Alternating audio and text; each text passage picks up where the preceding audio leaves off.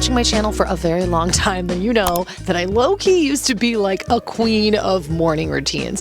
And I've kind of always been into morning routines for most of my life. And somewhere within the last 5 years, I'd say pretty much since I left LA, so maybe that's close to like 6-ish, 7 years ago, I was leading a very busy, crazy life in Los Angeles, and I moved to Nashville. And when I moved to Nashville, I kind of intentionally and almost unintentionally slowed down my life a lot. I knew that I needed to change the rhythm in my life, and kind of part of what came with that on accident was a loss of my morning routine. I kind of just completely threw it out the window. And after being in Nashville for a while, then I ended up getting pregnant with my son Logan. I did have Hyperemesis Gravidarum, which is part of what we will talk about in this video as well, because that is a big part of what has shifted and changed my morning routine. And, you know, I had HG with Logan, and then I was a new mom, and then we had all kinds of craziness unfold, and then moved across the country, and then lived in my parents' basement, and then moved into a new house and renovated, and pregnancy and miscarriage and injury and pregnancy again, and just so many things. And because of all of that, although I can't really blame it on that, but we'll say it's because of all of that, like that's really what kind of unfolded, I ended up losing pretty much all semblance of a morning routine. You know, I've been surviving, I've been living my life and figuring out how to be a new mom, living in a new state-ish, although can I say I'm new here anymore? I've been here 4 years, which is hard to wrap my head around, but that's a side note. There's just been a lot that has gone on, and because I don't work a regular job where I have to be somewhere and then life was lifing, I've honestly just felt the chaos, and I didn't really register this, but the chaos of not having a morning routine.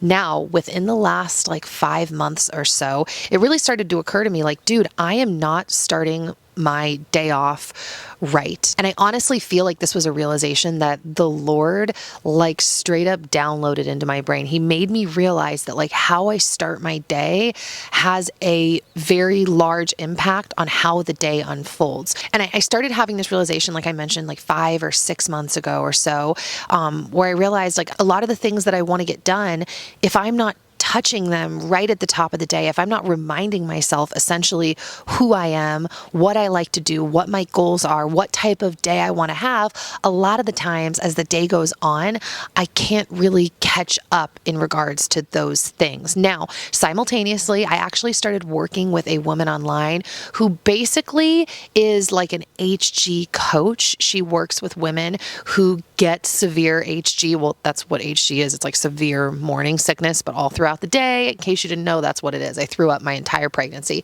And so she works with women who are pregnant and have HG, and she also works with women in preconception. And while Dan and I haven't been positive that we want to try for another baby, we're thinking we do.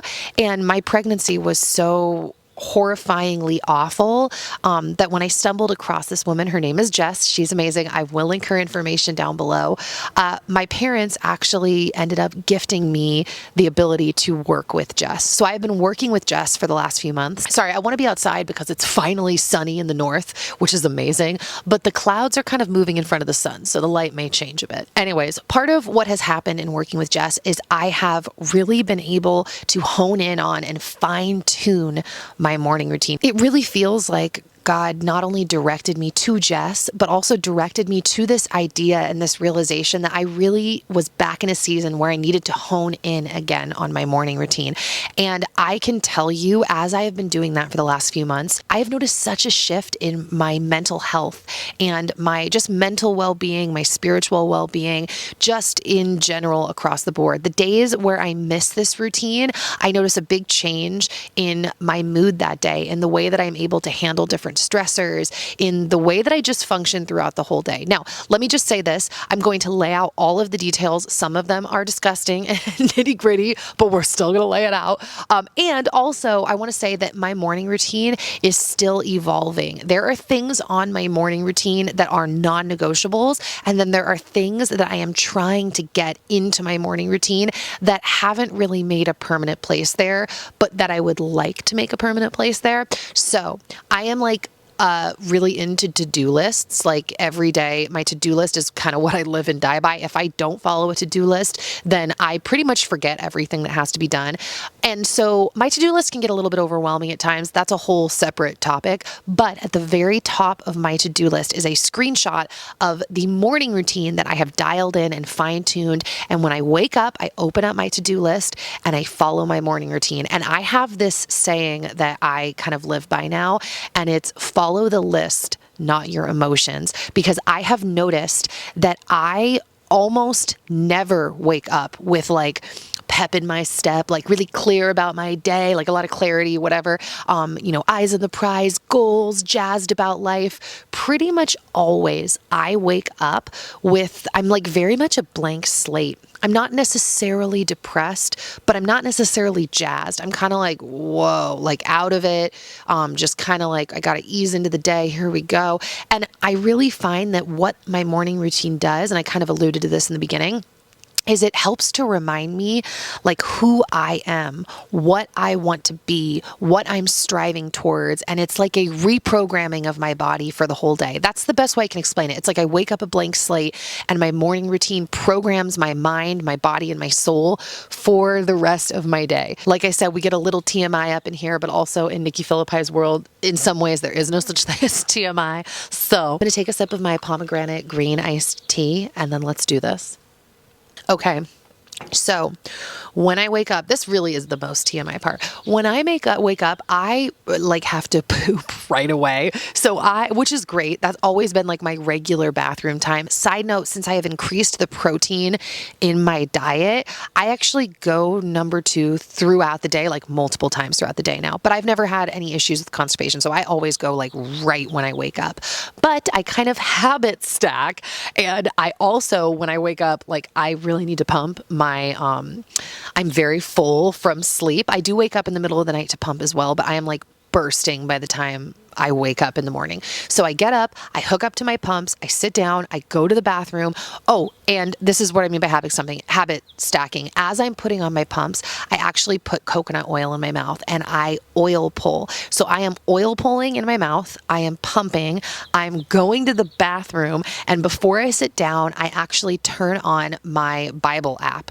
I don't remember the name of the app that I used, but I press play so that it reads me the Bible while I pump. So I spend 10 minutes every morning pooping, pumping, listening to the Bible, and oil pulling. And all 4 of those things are stacked. And it's like a bam, bam, bam, bam. I get it all done. I obviously did not get footage of that, but that is the first thing that I do. One thing that I should note here is that I used to never brush my teeth until after I ate breakfast. That might sound gross to you and very obvious. To me, it sounded counterintuitive. Like, why am I going to brush my teeth right now if I'm just going to go eat? Like, wouldn't I wait till after I eat and then brush my teeth? But something that my HG coach that Jess brought to my attention was that when you wake up, you have all of this bacteria from the night before. And if you start swallowing and essentially eating all of that bacteria and just bringing it back down into your gut, that can cause some gut issues. And there have actually been studies, you can look this up, that they have been able, like scientists have been able to induce different medical issues, problems into mice through poor oral health care. And I think it's things like Parkinson's. I don't remember. Like I said, feel free to look this up. But oral health care, even in basic ways like that, like not starting the top of your day with a clean mouth, can cause problems for people. So I oil pull right at the top. Now, once I'm done with all of those things, the next thing I do is I use my tongue scraper. I am new to tongue scraping. This is a brand new thing to me, but it feels so different. Like tongue scraping and getting that clean, fresh tongue feels amazing. It feels so right. So I tongue scrape and then I brush my teeth. Now, after I brushed my teeth, and this is not the exact order I do it every morning, but it's pretty close to the exact order. Like I pretty much stick on the same order every morning. So after I brush my teeth, I lay out my exercise mat and I get on the floor and I stretch. I find that I'm pretty tense in the morning.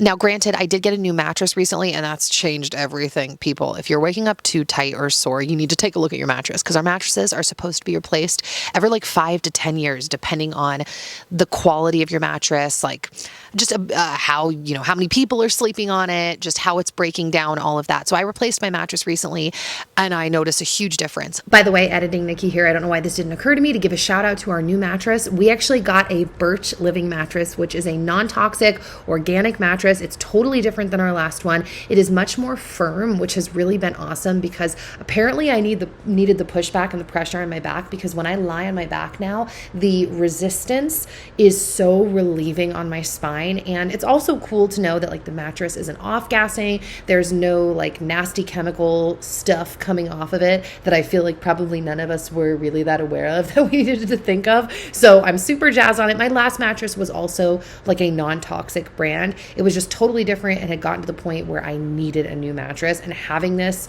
like I said, has totally changed my back and my sleep. I love it. I have a discount code that I will leave down below if you want to check it out.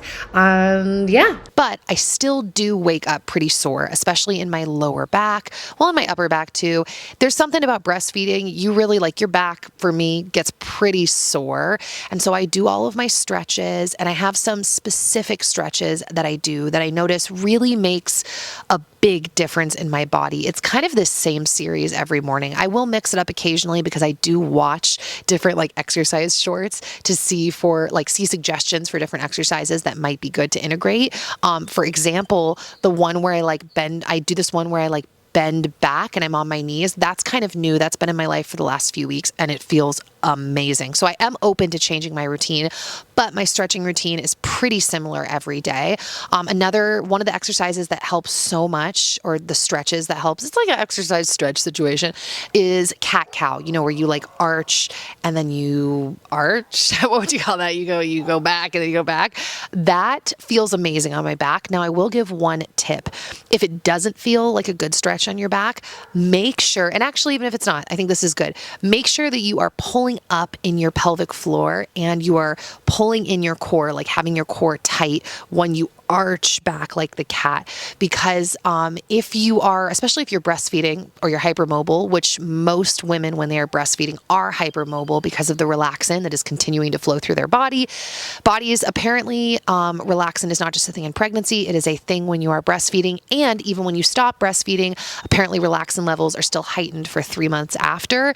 Anyways, doing that can actually hurt your back with the hypermobility, unless you are engaging your core and your pelvic floor. So I always engage my core and my pelvic floor when I'm doing cat-cow, just to make sure that everything is stable and getting a good stretch. Also, while I'm doing these stretches, I am always listening to some kind of inspiring, motivating podcast. Now, the woman that I've been really into lately, although I've been really into her on and off for like 2 years, I think she's really great. Her name is Elizabeth Benton, and she has a podcast called Primal Potential. And she's kind of just like a self-help.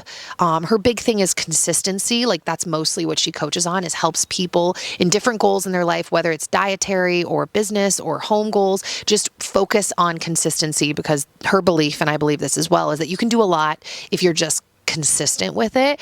And she also really inspires me because she used to be like almost 400 pounds and she lost like 200 pounds. I don't know exactly where she's at now, but she's like a fit person now, or at least much more fit than before. And side note, that's not a side note, I actually have a lot of admiration for people that were much larger and lost a lot of weight, because I just think that that's a very hard journey. I also have a lot of admiration for people that are very, very skinny and manage to build and put on muscle. I think that changing your body composition takes a lot of discipline. And so, yeah, I just admire that. So I really like her podcast. So I will listen to that. Now, once I am done with my stretching, I will make my way out to the living room, and I make sure to open up the blinds in the rest of the house to let all of the light in. I think light is like really important for our health, just in general. If you guys haven't heard of a doctor named Dr. Jack Cruz, I've been really into his stuff lately, and I've kind of been going down his wormhole. He is a neurosurgeon that is a huge proponent of just the sun and light in general, and he has like fascinating points that he makes whenever I listen to him talk. So anyways, light in the house. I open up all the blinds, let it all in. I am checking out my notes right now because this is where I have my morning routine written down, is on my notes. So, the other thing I do before I make my way outside, I do something called vacuum breathing. A few months ago, I discussed this with my physical therapist. I came to the conclusion that I needed some like deep internal core work and something was missing from my routine. And I decided that it was vacuum breathing. And I realized that vacuum breathing was something I used to be able to do when I was a youngin', and I can't do anymore now after having kids. And that bothered me. And after much research, I realized that that should bother me. I should be able to do that because it really goes deep inside, I believe, to like your transverse abs. I think that's what it's called. And so I started training. And at first, I couldn't do vacuum breathing at all. And now, as I've slowly been I've been consistent with it, my vacuum breathing has slowly gotten better. So that's something worth trying. If you haven't like seen if you can do it, maybe you like forgot about it and you did it as a kid, you should give it a try. But that's something I do after my stretching. So once my body has gotten a chance to be kind of mobile, I do my vacuum breathing. And yeah, so open up all the light or all the windows, let the light in, and then I make my way outside. And this has honestly it's all worked together to change my life. So I don't know which parts are my favorite, but this is one of my favorite things about my morning routine that has like significantly, I believe, impacted my life. And that is this time outside in the morning. So I go to the grass and I step barefoot in the grass. Grounding is really incredible for you. Now, granted, there is a lot of debate around grounding, like what grounding looks like in a big city versus being in a smaller town or out in the countryside. I can't really speak to that yet because I'm still kind of new down this wormhole, and I think there is an element of like good, better, best in your life. And so I still think that connecting to nature and grass and sunshine is like always going to be a better option than being inside and like not touching nature. Anyways, feet in the grass, I face the sunshine, and I kind of look like I'm not staring in the sun because I really feel like I can't, even if I wanted to, but I am looking the direction of the sun. Sometimes I'm closing my eyes, looking that direction, and I kind of just move my body. Now, this is where things get maybe a little woo-woo-wee-wah sounding. Maybe it's all woo-woo-wee-wah sounding to you, but I'm fine with it. I embrace the woo-woo-wee-wah. So as I'm facing the direction of the sun, I get my body moving. I might kind of jump up and down a little bit, swing my arms, and I speak out loud to myself and also to God. It's kind of like a weird hybrid of things that I say. I usually start off by saying, I release any energy, literal energy, that is not mine. So I know maybe that sounds weird. We are all literally energy, like energetic. I don't mean that in like a vague way. I mean that literally. And I think there is something to the words that we say. Also, the whole thing of grounding is you are connecting to a different energy source. And so you are changing the energy in your body. I won't do a good job explaining this. Go look up a documentary if you haven't seen it already. It's free on YouTube, and I believe it's called Earthlings. I will link it in the info box down below because I might have just called it by the wrong name, but I will still say it out loud. Like I release any energy that is not mine, and I'm, moving around, and then I start talking about other emotions that I might want to release. I release any anger. I release any tension. I release any jealousy. I release any rage. And I just might say a few things as I'm moving, and I'll say like, God, I'm connecting to your earth. You created this. You created everything with energy, and I am connecting to the energy of your earth and your creation because I am made in your image. And yes, I am a sinner saved by grace, but you want what's best for me, Lord, and you provided me with all of these resources around me, Lord, so I connect to the energy of your earth, your creation. Now, after that, I will actually proceed to say affirmations. Now, affirmations is something that I've never really done, even when I was like in my peak morning routine days, just in life in general. I've never really been a big affirmation person, not for anything deep. I know there are a lot of Christians that think that affirmations are wrong, and I've heard them out. I've heard their arguments, and I kind of get what they're saying, but I also kind of vehemently disagree because I think part of it depends on your heart and your stance towards the Lord. Like I have a stance of humility towards the Lord and what he continues to do in my life and in my heart and what he did in general, like his work on the cross and saving us all. Like I believe I'm a sinner saved by grace, but I think that depending on your personality type, honestly, you can kind of sit in the camp where you just beat yourself up all day long. And to be honest, although I don't like that phrase, that can be the camp that I tend to fall in. I remember years ago, I worked with a Christian therapist for a while. You've probably heard me talk about her on my channel. And she used to say to me, like, Nikki, the way that you talk to yourself, you would never talk like that to a friend. And it was kind of jarring to realize that, like, wow. And that's not even just because, oh, I'm just going to be nicer to a friend. Although, yes, I think there is a layer of that. It was also because I just didn't see things through as judgmental and harsh and mean of a lens towards friends. Now, granted, you know yourself better. So there is something with like that familiarity and knowing your own, like, BS, I guess we could say, that like you'll tend to call it out or be harsh. But the thing is, though, the cycle of repetitive harsh thoughts, like if you get on that train and it just keeps going, it can not only really wear you down, but I actually don't believe that that's how God wants us to talk to ourselves. Like an acceptance and an acknowledgement that we need his saving grace and that we are not perfect and we are all sinners. I think that is essential to know and understand in our heart, but also to just sit there all day and beat ourselves up like that. I think it makes the mountain of life harder to climb when you're beating yourself up all day. And I have a friend who actually, when I was talking to her about this, I was like, I know a lot of Christians don't like the affirmative thoughts or whatever. She was like, oh, that's so interesting because I just see that as taking every thought captive, which is biblical. That's what that phrase is from, right? I think it's Paul, I think, who tells us to take every thought captive and in submission of the Lord.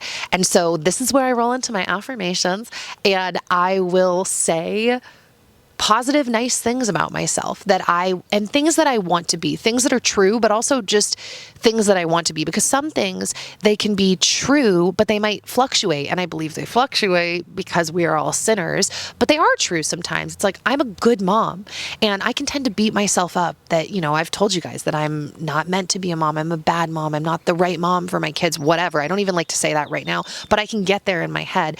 And sometimes that's true because sometimes I'm losing my cool. I'm doing things that are not good. I'm not treating my kids the way that they deserve to be treated. But to say that that's true across the board is also completely not true and very unfair. And so spending the time in the morning and saying, I'm a good mom.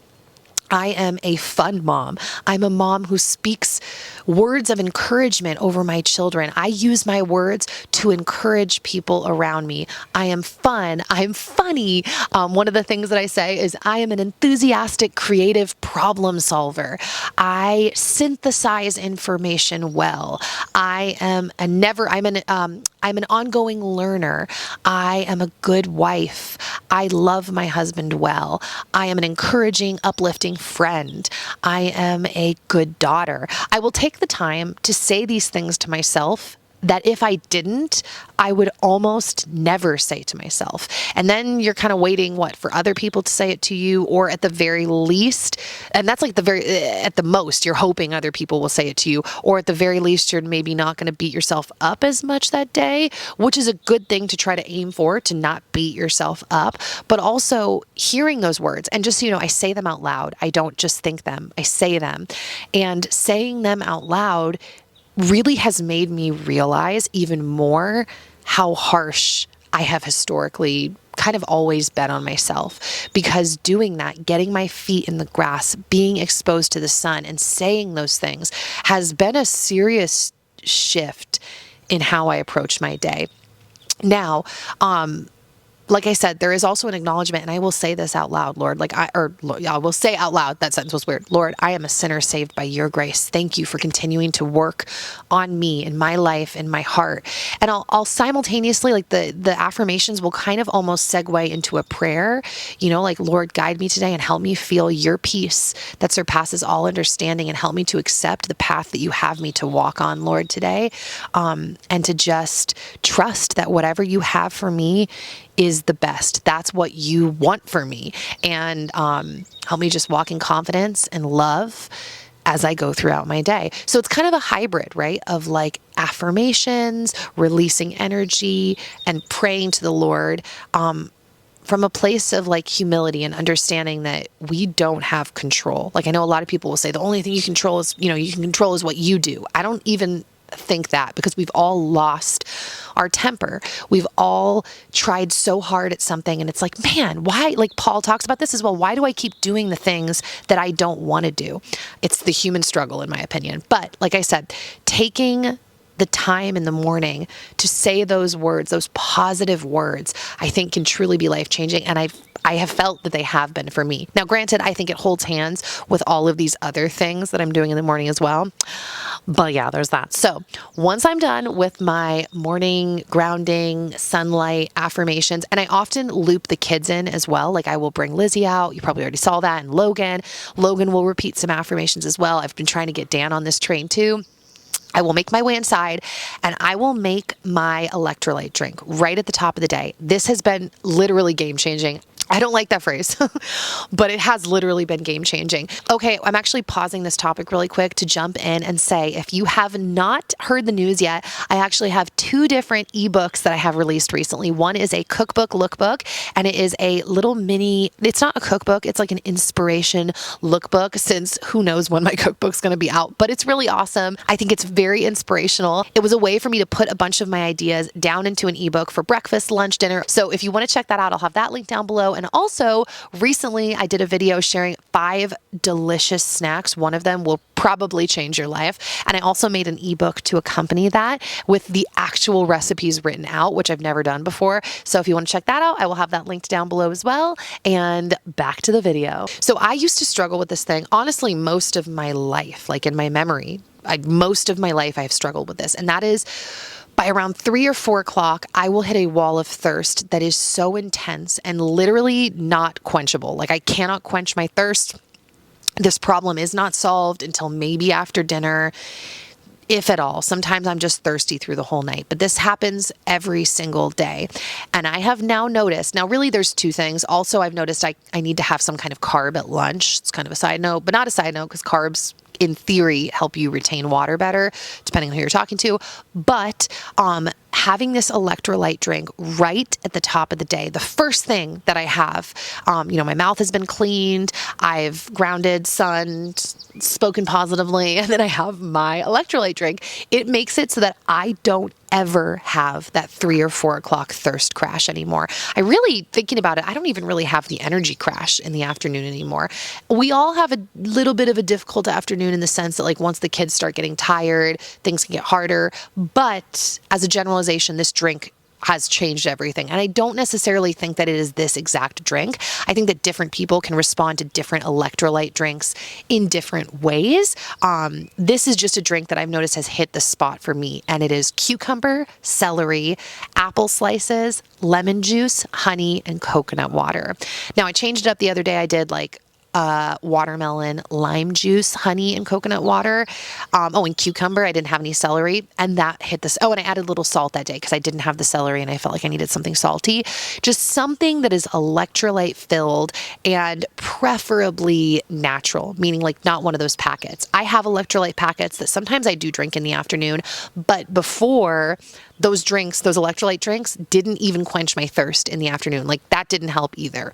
But now when I'm like normal levels of thirsty, it will. There's something about a natural electrolyte drink in the morning that has changed everything for me. So that's the drink that I have over a little bit of ice. And while I'm drinking it, I move on to making my breakfast. Now, this is another thing that has changed. My breakfasts are high in protein. Every single morning, I do either 3 or 4 eggs with a little bit of cheese on it. So just that right there is like 26-ish grams of protein. And then I also have some kind of sausage on the side. So either a chicken sausage or a beef sausage. So I am looking at between 35 to 40 grams of protein just in my breakfast. And this has been a big change in my life. Like I have been, there's a bug in front of my face. I have been working on upping my protein for like the last few years now, but as my friends joke, a recovering vegetarian, it takes a lot of work. It's taken a lot of focus and figuring it out, like how to make that work. And one of the ways that I found like upping my protein throughout the day in general, has become more possible is to have me start my day with as much protein as possible. Not only does it launch me into my day feeling really great and steady, but I've just noticed if I hit those protein goals right at the top of the day, I'm more likely to hit the rest of my protein goals. And / if I don't have as much protein later, I notice that it doesn't matter as much because I've at least packed in a lot of protein at the top of the day. So I have this protein-rich breakfast and I feed my babies their protein as well. I don't need to go off. I was about to say, do I go off? Usually Lizzie is having like a little bit of my egg, some slices of her own cheese. Sometimes I will have her and Logan like split part of a sausage. He'll eat like 70-80% of it and she'll eat like the last little bit that I'll chop up into pieces. I'll give her some fresh fruit, or maybe even like some dates. Well, I guess that's fruit too. I was going to say, now I'm about to go off into her other meals. We don't even need to cover that right now. That's not this video.